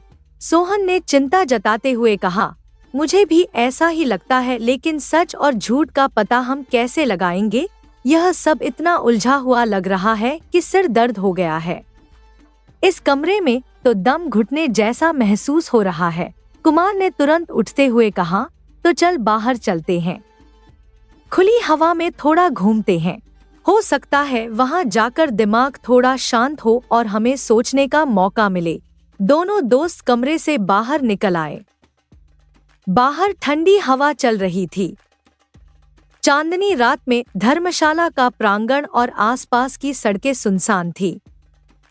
रात की ठंडी हवा में सोहन और कुमार धर्मशाला के बाहर टहल रहे थे। अचानक कुमार की नजर धर्मशाला वाली औरत पर पड़ी जो अंधेरे में किसी से फुसफुसाते हुए बात कर रही थी। कुमार ने सोहन का ध्यान आकर्षित करते हुए कहा, सोहन देखो तो, धर्मशाला वाली औरत वहाँ किसी से बात कर रही है। चलो पास चलते हैं, लेकिन ध्यान रखना उसे हमारी मौजूदगी का एहसास ना हो। दोनों धीरे धीरे दबे कदमों से पास गए और पेड़ के पीछे छिपकर सुनने लगे। कुमार ने फुसफुसाते हुए कहा, तूने उसे पहचाना? ये वही आदमी है जिसने तेरे पिताजी पर कान गिरवी रखने का आरोप लगाया था। सोहन ने सिर हिलाते हुए कहा, हाँ ये वही है। लेकिन यह औरत इसके साथ क्या बातें कर रही है? और देख, इसके तो दोनों कान ही नहीं है। वे दोनों चुपचाप सुनने लगे। उस आदमी ने गुस्से भरे स्वर में कहा, अगर उसने मुझे 10,000 चांदी की मोहरें नहीं दी तो मैं उसे छोड़ूंगा नहीं। तुझे क्या लगता है उसे मुझ पर कोई शक नहीं हुआ होगा? औरत ने बेपरवाही से जवाब दिया, मुझे नहीं लगता कि उसने तुझ पर कोई ध्यान दिया होगा। अब मेरी बात सुन, पहले उससे मोहरें ले लो, फिर चाहो तो महाराज से जाकर शिकायत कर देना। वैसे भी हम जो भी नौका में यात्रा करने वाले व्यापारी आते हैं उनके बारे में पहले ही पूरी जानकारी हासिल कर लेते हैं। यही तरीका तो हमें उनकी कमजोरी तक पहुंचने में मदद करता है। आदमी ने धीमी आवाज में पूछा, तू उसकी जानकारी कैसे लाई थी? औरत ने हंसते हुए कहा, उस व्यापारी की जानकारी मैंने ही तुम्हें भिजवाई थी और मैंने खुद भी उसे यह कहकर फंसाया है कि उसके पिता ने मुझसे गंधर्व विवाह किया था और विवाह के बाद मुझे 10,000 चांदी की मोहरें देने का वचन दिया था, किंतु आज तक उसने वह वचन पूरा नहीं किया और जाकर कभी वापस भी नहीं आया। अब तो वो मुझे मोहरें देगा या फिर मैं महाराज से उसकी शिकायत करूंगी। और सुन, जब तुझे 10,000 चांदी की मोहरें मिलेंगी तो उनमें से 100 मेरी होंगी, ये तो मैंने पहले ही तय कर दिया था। आदमी ने गुस्से में कहा, क्यों दूं मैं तुझे 100 मोहरें? मैं महाराज से जाकर उसके खिलाफ शिकायत करूंगा और महाराज से कहूंगा कि या तो वो मुझे मोहरें दिलवाएं या फिर उसके कान कटवाएं। पर अगर महाराज ने उन्हें सजा नहीं दी और उल्टे हमें ही सजा दे दी तो? औरत ने ठहाका लगाते हुए कहा, अरे ऐसा न पहले कभी हुआ है और न आगे कभी होगा। तूने तो देखा ही है कि महाराज कैसे निर्णय लेते हैं। उन्हें किसी बात की जांच पड़ताल का शौक नहीं है। शिकायत सुनते ही सीधे सजा दे देते हैं और इसी में तो हमारा फायदा है। सजा के डर से तो अच्छे अच्छे काम जाते हैं और इस तरह हमारी सारी चालें सफल हो जाती हैं। बस फिर तो हमारा फायदा ही फायदा। आदमी कुछ देर सोचता रहा और फिर बोला, ठीक है, अगर मुझे 10,000 मोहरें मिल गई तो तुझे 100 दूंगा, लेकिन अगर नहीं मिली तो तुझे मेरे साथ गवाही देने के लिए महाराज के पास चलना होगा। अब मैं चलता हूँ, सुबह आकर बताऊंगा कि मुझे क्या मिला। इस पर औरत ने कहा, ठीक है, सुबह मिलने आना, तब तक मैं अंदर जा रही हूँ। इसके बाद वह आदमी धीरे धीरे वहां से चला गया और वह औरत धर्मशाला के अंदर लौट गई। सोहन और कुमार पेड़ के पीछे छिपे हुए यह सब सुन रहे थे। दोनों की आंखें हैरानी से फटी रह गईं। कुमार ने फुसफुसाते हुए कहा, देखा, ये दोनों मिलकर हमें फंसाने की साजिश रच रहे हैं। तेरे पिताजी की कहानियां सिर्फ बहाने हैं। इनका असली मकसद तुझसे चांदी की मोहरें ऐंठना है। सोहन ने गुस्से और उलझन भरी आवाज में कहा, अब समझ आया कि माया बाजार में सब ऐसा क्यों बर्ताव कर रहे हैं। यह सब उनका षड्यंत्र है। इसका मतलब उन्होंने हमारे बारे में पहले से ही सब कुछ पता कर रखा था। तभी तो वे पिताजी के बारे में इतनी पूछताछ कर रहे थे। हमें तुरंत यहाँ से निकलना होगा। तू सही कह रहा है, कुमार ने सहमति में सिर हिलाते हुए कहा। अगर हमने देर की तो वो हमसे 10,000 मोहरें लेकर ही मानेंगे। लेकिन सवाल ये है कि हम अभी और इस वक्त कहाँ जाएं? इस गांव में तो हम किसी को जानते भी नहीं। चल पहले यहाँ से दूर निकलते हैं, सोहन ने दृढ़ता से कहा। वे दोनों तेजी से वहां से निकल गए। ठंडी रात के घने अंधकार में उनके कदम तेजी से आगे बढ़ रहे थे, लेकिन अनजाने रास्तों पर चलते हुए वे जल्द ही भटक गए। ठंडी हवा ने कंपी बढ़ा दी थी और आसमान से गिरती बर्फ ने रास्ता और कठिन बना दिया। दोनों थके और परेशान दिख रहे थे। यार, यहाँ तो हड्डियां तक जमा देने वाली ठंड है, कुमार ने बर्फ के ऊपर जमे अपने कदमों को देखते हुए कहा। तभी उनकी नजर एक घर के बाहर बैठी एक बूढ़ी आकृति पर पड़ी। वह बाबा ऊनी कपड़ों में लिपटा अलाव के पास बैठा हुआ था। देख, वो बाबा बैठे हैं, उनसे मदद मांग लेते हैं।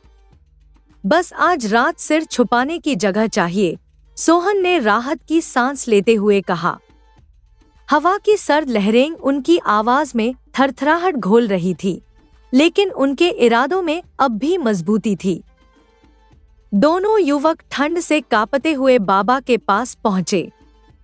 चेहरे पर विनम्रता और थकी हुई मुस्कान के साथ उन्होंने कहा, बाबा, हम व्यापारी हैं और इस गांव में अपने काम के सिलसिले में आए हैं। क्या आज रात आपके यहाँ ठहरने की जगह मिल सकती है? बाबा ने अपनी धुंधली आंखों से उन्हें देखा और गंभीर स्वर में बोले, जगह तो मिल सकती है बेटा, लेकिन उसके पहले तुम्हें मुझे खुश करना होगा। बस हमें आज रात सिर छुपाने की जगह चाहिए। कल सुबह हम अपना रास्ता पकड़ लेंगे। बदले में आपको इतना धन देंगे कि आप खुश हो जाएंगे, सोहन ने बाबा को आश्वस्त करते हुए कहा। बाबा कुछ सोचते हुए बोले, ठीक है, मुझे कोई आपत्ति नहीं, मैं बाहर ही रुक जाऊंगा। तुम दोनों अंदर जाकर आराम कर लो। उस रात ठंड से ठिठुरते हुए दोनों ने बाबा के घर पर विश्राम किया। सुबह होते ही उन्होंने बाबा से विदा ली और 20 चांदी की मोहरें उनके हाथ में थमाते हुए कहा, यह लीजिए बाबा, इनसे आप अपनी जरूरत का सामान खरीद लीजिए। अब हम चलते हैं। बाबा ने मोहरें अपने हाथ में ली, लेकिन उनकी आंखों में असंतोष झलकने लगा। आवाज में भारी नाराजगी थी जब उन्होंने कहा, यह क्या है? मैंने नहीं सोचा था कि तुम मुझे इस तरह धोखा दोगे। इन 20 मोहरों से मैं बिल्कुल भी खुश नहीं हुआ हूँ। दोनों युवक हैरानी से एक दूसरे की ओर देखने लगे। क्या कहा? आप 20 चांदी की मोहरों से खुश नहीं हुए? तो बताइए आपको कितनी चाहिए? बाबा ने धीमे मगर सख्त लहजे में कहा, मुझे 10,000 चांदी की मोहरें चाहिए, तभी मैं सच में खुश हो पाऊंगा। कुमार के चेहरे पर क्रोध और व्यंग्य की लकीरें खिंच गईं। 10,000 चांदी की मोहरें? धर्मशाला में एक समय का भोजन और रात बिताने का किराया सिर्फ एक मोहर होता है, और हम आपको 20 मोहरें दे रहे हैं। फिर भी आप संतुष्ट नहीं हैं। यह तो नाटक कर रहे हैं आप, उल्टा हमें ही ठगने की कोशिश कर रहे हैं। बाबा मुस्कुराए, लेकिन उनकी आंखों में एक अजीब चमक थी। यह नाटक नहीं बेटा, यह सौदा है। वृद्ध बाबा के साथ चर्चा करते हुए सोहन और कुमार अभी अपने तर्कों में उलझे ही थे कि अचानक चारों ओर भारी कदमों की आवाज गूंज उठी। कुछ ही पलों में राजा के सिपाही वहां आ धमके। उनके तेज स्वर ने दोनों को चौंका दिया। सुनो, तुम दोनों में सोहन कौन है? एक सिपाही ने कड़क आवाज में पूछा। सोहन ने घबराते हुए कदम आगे बढ़ाए और बोला, जी मैं हूँ सोहन। क्या बात है? सिपाही ने तीखी नजरों से उसे देखा और कहा, तुम पर मछुआरे सोमेश के पिता की हत्या का आरोप है। उसने इस बारे में महाराज से शिकायत की है और महाराज ने आदेश दिया है कि तुम्हें तुरंत सभा में प्रस्तुत किया जाए। अब चलो हमारे साथ। सोहन के चेहरे पर हवाइयां उड़ने लगी। उसने हड़बड़ाते हुए कहा, मैंने किसी की हत्या नहीं की, यह झूठ है। मछुआरा जानबूझकर मुझ पर झूठा इल्जाम लगा रहा है। सिपाही ने उसकी सफाई को अनसुना करते हुए ठंडी और सख्त आवाज में कहा, यह तय करना महाराज का काम है। तुम्हें इसी वक्त हमारे साथ चलना होगा और अगर तुमने विरोध किया तो हमें जबरदस्ती करनी पड़ेगी। यह सुनते ही वृद्ध बाबा, जो अभी तक शांत खड़ा था, अचानक बोल उठा, इन्होंने मुझे भी धोखा दिया है। 10,000 चांदी की मोहरें बाकी हैं और ये 20 मोहरे देकर मुझे बहलाने की कोशिश कर रहे हैं। चलिए मैं भी सभा में इनकी शिकायत करूंगा, वहीं इनकी अक्ल ठिकाने पर आएगी। इस अप्रत्याशित मोड़ से दोनों युवक सकते में आ गए। उनकी स्थिति और भी खराब हो चुकी थी। सिपाहियों ने उन्हें घेर लिया और वृद्ध बाबा भी उनके साथ चल पड़ा। कुछ ही देर में वे राज दरबार में खड़े थे। दरबार का माहौल गंभीर था। महाराज अपने सिंहासन पर बैठे थे और सभा में उपस्थित सभी लोग गहरी चुप्पी साधे हुए थे। वहां मछुआरा सोमेश, स्त्री रमा जो सोहन के पिता की विवाहिता होने का दावा कर रही थी, और कुख्यात कनकटा भी मौजूद थे। उनकी आंखों में गुस्सा और आक्रोश था। सोहन और कुमार को अब न केवल अपने निर्दोष होने का सबूत देना था, बल्कि उन्हें यह भी साबित करना था कि उन्होंने वृद्ध बाबा के साथ छल नहीं किया। हर निगाह उन पर टिकी थी और महाराज के फैसले का इंतजार पूरे दरबार को था। मछुआरे ने महाराज के सामने गुस्से से तमतमाते हुए कहा, महाराज, यही है वह व्यक्ति जिसने मेरे पिताजी की हत्या की है। मैं इसके दंड स्वरूप 500 चांदी की मोहरों की मांग करता हूँ। यह मुझे भुगतान करे ताकि न्याय हो सके। महाराज ने गंभीर स्वर में सोहन की ओर देखा और कहा, तुम्हें मछुआरे को उसका मुआवजा देना होगा। सोहन चौंकते हुए बोला, महाराज, यह झूठ बोल रहा है। मैंने किसी इंसान को नहीं मारा। मैंने तो जंगल में तीर चलाकर एक हंस का शिकार किया था। लेकिन यह कहता है कि वह हंस पिछले जन्म में इसका पिता था। ये तो यह भी दावा करता है कि सपने में आकर इसके पिता ने इसे बताया कि वे हंस के रूप में जन्म लेंगे। महाराज, यह सब सरासर धोखा है। आप स्वयं सोचिए, क्या यह आरोप उचित है? महाराज ने कुछ क्षण सोचा और फिर गंभीरता से बोले, हो सकता है इसके पिता ने सच में सपने में आकर ऐसा कहा हो, लेकिन इस घटना के कारण इसे दुख पहुंचा है। तुम्हें इसे दंड स्वरूप 500 चांदी की मोहरें देनी होंगी। सोहन ने यह सुनकर आक्रोश में कहा, महाराज, यह अन्याय है। मैं निर्दोष हूँ और यह व्यक्ति केवल मुझसे धन ऐंठने का षड्यंत्र रच रहा है। दरबार में गहरा सन्नाटा छाया हुआ था। तभी अचानक एक महिला ने आगे बढ़कर बोलना शुरू किया। उसकी आंखों में आंसुओं का सैलाब और आवाज में गुस्से का तूफान था। उसने महाराज की ओर देखकर कहा, महाराज, मुझे न्याय चाहिए। 15 वर्ष पहले इस युवक के पिता ने मुझसे गंधर्व विवाह किया था। उन्होंने मुझसे वादा किया था कि लौटकर आने के बाद वे मुझे 10,000 चांदी की मोहरें देंगे।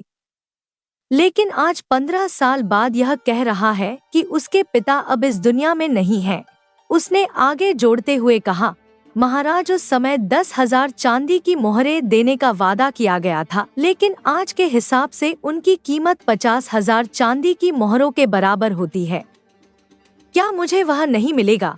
मैं यहाँ न्याय की गुहार लगाने आई हूँ। कृपया मेरी मदद करें। महाराज ने महिला की बात ध्यान से सुनी, फिर सोहन की ओर गंभीर दृष्टि से देखा और बोले, बेटा, पिता के अधूरे वचन को पूरा करना बेटे का धर्म है। यह तुम्हारी जिम्मेदारी बनती है कि तुम अपनी मर्यादा निभाओ और वचन का मान रखो। सोहन ने घबराते हुए कहा, महाराज, मैंने ऐसा कोई वादा नहीं किया। मेरे पिता का यह वादा मेरे लिए कैसे बाध्यकारी हो सकता है? महाराज ने अपनी गूंजती हुई आवाज में फैसला सुनाया, यह केवल वचन का सवाल नहीं है, यह धर्म और न्याय का सवाल है। मैं आदेश देता हूँ कि तुम्हें इस महिला को 50,000 चांदी की मोहरें देनी होंगी। महिला की आंखों में संतोष और राहत का भाव आ गया। दरबार में उपस्थित सभी लोग इस न्यायपूर्ण निर्णय की प्रशंसा कर रहे थे। वहीं सोहन के चेहरे पर हताशा और बेपसी साफ झलक रही थी। दरबार की गंभीरता के बीच तभी वृद्ध बाबा ने हाथ जोड़कर महाराज के सामने अपनी शिकायत रखी।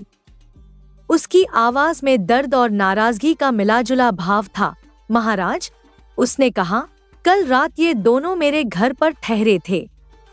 इन्होंने मुझसे वादा किया था कि सुबह जाते समय मुझे इतना धन देंगे कि मैं खुश हो जाऊं, लेकिन इन्होंने मुझे धोखा दिया। वादे के अनुसार मुझे 10,000 चांदी की मोहरें चाहिए थी, लेकिन ये बिना कुछ दिए चले गए। मैं न्याय की गुहार लेकर यहाँ आया हूँ। मुझे न्याय चाहिए महाराज। महाराज ने वृद्ध बाबा की बात सुनते हुए कहा, यदि तुम्हारा इनसे वादा था तो तुम्हें इन्हें खुश करने के लिए 10,000 चांदी की मोहरें देनी ही होंगी। सोहन और उसका साथी अब घबराए हुए थे। परिस्थितियां उनके खिलाफ होती जा रही थी। हर ओर से आरोपों का बोझ उन पर बढ़ता जा रहा था। अब यह उनके धैर्य और चतुराई की परीक्षा का समय था, क्योंकि इस दरबार में न्याय का हर शब्द उनके भविष्य का फैसला करने वाला था। इसी बीच अचानक सोहन का साथी कुमार साहस जुटाकर आगे बढ़ा और कहा, महाराज, मेरा मित्र सोहन किसी भी तरह का धोखा करने वाला इंसान नहीं है, लेकिन अब ऐसा लग रहा है कि यहाँ हर कोई हमसे धन ऐंठने की कोशिश कर रहा है। यदि ऐसा है तो आदेश दे कि हम सभी के पैसे लौटा दें। उसके इन शब्दों पर दरबार में हलचल मच गई, लेकिन तभी उसने एक और बात जोड़ दी। महाराज, उसने कहा, हम विशेष रूप से आपके लिए हमारे राज्य से एक अद्वितीय उपहार लाए हैं। यह अंगूठी देखिए, जिसमें जड़ा हुआ हीरा बेहद कीमती है। यदि आप इसे धारण करेंगे तो यह आपकी गरिमा और प्रतिष्ठा को और भी बढ़ाएगा। यह हमारा आपके प्रति सम्मान है। कृपया इसे स्वीकार करें। महाराज ने अंगूठी को ध्यान से देखा। उसकी चमक जैसे दरबार के हर कोने में फैल गई। महाराज मुस्कुराए और बोले, यह अंगूठी सचमुच अद्वितीय है। यह मेरे लिए गर्व की बात है। इसे मैं सहर्ष स्वीकार करता हूँ। अंगूठी की भेंट ने दरबार का माहौल बदल दिया। वृद्ध बाबा की शिकायत और सोहन पर लगे आरोपों के बीच अब एक नई चर्चा शुरू हो चुकी थी। कुमार ने माहौल को भांपते हुए तुरंत वृद्ध की ओर मुड़कर कहा, बाबा, क्या आप अब खुश नहीं हैं? देखिए, महाराज ने वह अंगूठी धारण की है जो हम विशेष रूप से उनके लिए लाए हैं। यह उनके गौरव और प्रतिष्ठा को और बढ़ा रही है। बोलिए, क्या अब आप संतुष्ट हैं? वृद्ध असमंजस में पड़ गया। वह जानता था कि अगर उसने कहा कि वह खुश नहीं है तो महाराज नाराज होकर उसे दंडित कर सकते हैं। वह घबराते हुए बोला, यह अंगूठी सच में बहुत सुंदर है। महाराज की शान इससे और बढ़ गई है। मैं बहुत खुश हूँ। कुमार ने तब सोहन को आंख मारकर इशारा किया। सोहन ने तब तुरंत विजय की मुस्कान के साथ महाराज की ओर देखा और कहा, महाराज, देखा, हमने इस वृद्ध बाबा को खुश कर दिया है। अब हमें इन्हें 50,000 चांदी की मोहरें देने की कोई आवश्यकता नहीं है। मेरा कहना सही है ना महाराज? महाराज ने गहरी आवाज में कहा, हाँ, यदि बाबा खुश है तो तुम्हें धन चुकाने की आवश्यकता नहीं है। सोहन ने राहत की सांस ली, लेकिन महाराज तुरंत फिर गंभीर हो गए और बोले, लेकिन अब तुम्हें बाकी सभी का धन चुकाना होगा। उनके मामले अभी शेष हैं। दरबार में सन्नाटा छाया हुआ था। हर कोई महाराज की ओर देख रहा था, जहां एक नई और विचित्र बहस शुरू होने वाली थी। कुमार ने शांत लेकिन तीखे स्वर में कहा, महाराज, मेरे मित्र के पिता ने अपने जीवन में कई लोगों को कर्ज दिया था। कर्ज देते समय उन्होंने कई लोगों के कान गिरवी रख लिए थे। अब उनमें से इस व्यक्ति का कान कौन सा है, यह पता लगा पाना एक मुश्किल काम है। इसीलिए हम चाहते हैं कि यह व्यक्ति अपना दूसरा कान काट कर दे, ताकि गिरवी रखा गया कान उससे मिलाया जा सके और उसकी पहचान की पुष्टि हो सके। इसके बाद हम उसे उसका कान लौटा देंगे। कनकटा व्यक्ति इस मांग को सुनते ही दहशत में आ गया। क्या? उसने गुस्से और घबराहट से कहा, मैं अपना कान काटकर नहीं दूंगा। यह सरासर अन्याय है। मुझे मोहरें नहीं चाहिए। मेरा कान मत काटिए। इस अप्रत्याशित मोड़ पर दरबार में हलचल मच गई। लेकिन मामला यहीं खत्म नहीं हुआ। उसी समय महिला ने महाराज के सामने अपनी मांग दोहराई। उसने कहा, महाराज, मुझे न्याय चाहिए।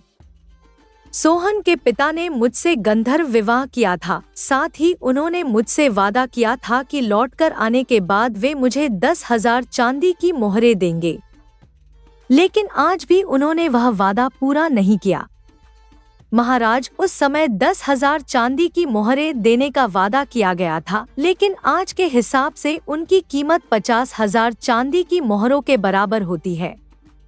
क्या मुझे वह नहीं मिलेगा? मैं यहाँ न्याय की गुहार लगाने आई हूँ। कृपया मेरी मदद करें। दरबार में खामोशी छा गई। सभी इंतजार कर रहे थे कि अब क्या होगा। कुमार ने सोहन को चालाकी भरी मुस्कान के साथ देखा, इशारे में ही उसे निश्चिंत रहने का आश्वासन दिया। फिर आगे बढ़कर महाराज से बोला, महाराज, इस स्त्री का कहना है कि मेरे दोस्त के पिता ने इनके साथ विवाह किया था, किंतु अत्यंत दुख की बात है कि मेरे मित्र के पिता अब जीवित नहीं हैं। अतः हमारे परिवार की परंपरा के अनुसार अगर पत्नी अपने पति की मृत्यु के बाद जीवित रहती है तो उसे सती प्रथा के तहत स्वयं को अग्नि में समर्पित करना होता है।